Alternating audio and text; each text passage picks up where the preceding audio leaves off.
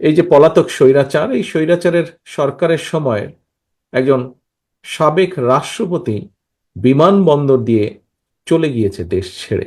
যেভাবে চলে গিয়েছে সেটিকে যদি আমরা মিলাই তাহলে দেখব যে 5ই আগস্ট আরেকজন দেশ ছেড়ে পালিয়ে গেছে, ইনিও অনেকটা সেভাবেই পালিয়ে গিয়েছেন। কিন্তু এখন বলা হচ্ছে যে অন্তর্বর্তীকালীন সরকার নাকি তার এই দেশ ত্যাগের ব্যাপারে কিছুই জানে না।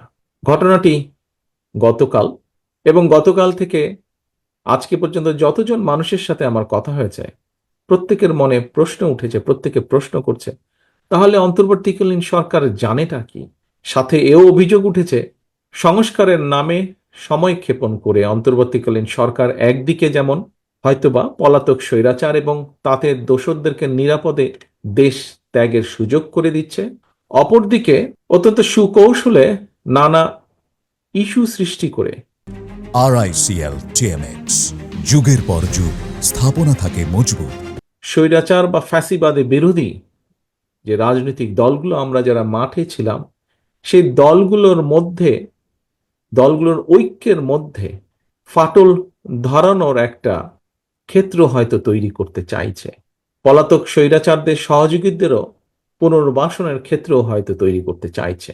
দেশে গণতন্ত্র এবং আইনের শাসন না থাকলে কথিত সংখ্যাগরু কিংবা সংখ্যালঘু অর্থাৎ আপনি কিংবা আমরা কেউই কিন্তু নিরাপদ নই।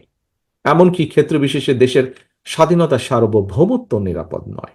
2024 সালে ধর্ম বর্ণ নির্বিশেষে ছাত্র জনতা, বিশ্বাসী অবিশ্বাসী কিংবা সংশয়বাদী, আমরা সকলে মিলেই কিন্তু বীর জনতা গণ অভ্যুত্থানের মাধ্যমে দেশ এবং জনগণের স্বাধীনতা রক্ষা করেছি আমরা। সুতরাং এই দেশটা কোনো ব্যক্তি কিংবা দলের নয়, এই দেশটা আমার, আপনার, আমাদের সকলের। এই দেশটা এই দেশের জনগণের। ফ্যাসিবাদী জননী, স্বৈরাচারের জননী দেশ ছেড়ে পালানোর পর ধর্ম বর্ণ নির্বিশেষে প্রতিটি বাংলাদেশী নাগরিকের সামনে দেশে গণতন্ত্র, সুশাসন, মানুষের অধিকার প্রতিষ্ঠার এক অপার সুযোগ তৈরি হয়েছে। ঐক্যবদ্ধভাবে আমাদেরকে অবশ্যই এই সুযোগটিকে কাজে লাগিয়ে একটি বৈষম্যহীন গণতান্ত্রিক ইনসাফ ভিত্তিক মানবিক রাষ্ট্র ও সমাজ প্রতিষ্ঠার জন্য কাজ করতে হবে। এবং সেটি প্রতিষ্ঠার জন্য আমি ব্যক্তিগতভাবে একজন রাজনৈতিক কর্মী হিসেবে মনে করি এখনই শ্রেষ্ঠ সময়। রাষ্ট্র গণতান্ত্রিক না হলে, রাষ্ট্রে সরাসরি জনগণের ভোটে নির্বাচিত জনগণের কাছে জবাবদিহিমূলক সরকার প্রতিষ্ঠিত না থাকলে জনগণকে কি ধরনের নির্মম পরিণতি ভোগ করতে হয় বিগত 1.5 দশকের বেশি সময়কালীন ফ্যাসিবাদ স্বৈরাচারী শাসন শোষণ এর সবচাইতে বড় প্রমাণ। বাংলাদেশকে গণতান্ত্রিক যাত্রা পথ থেকে বিচ্যুত করতে না পারে সেজন্য আসুন আমরা যে যার অবস্থান থেকে ভূমিকা রাখি।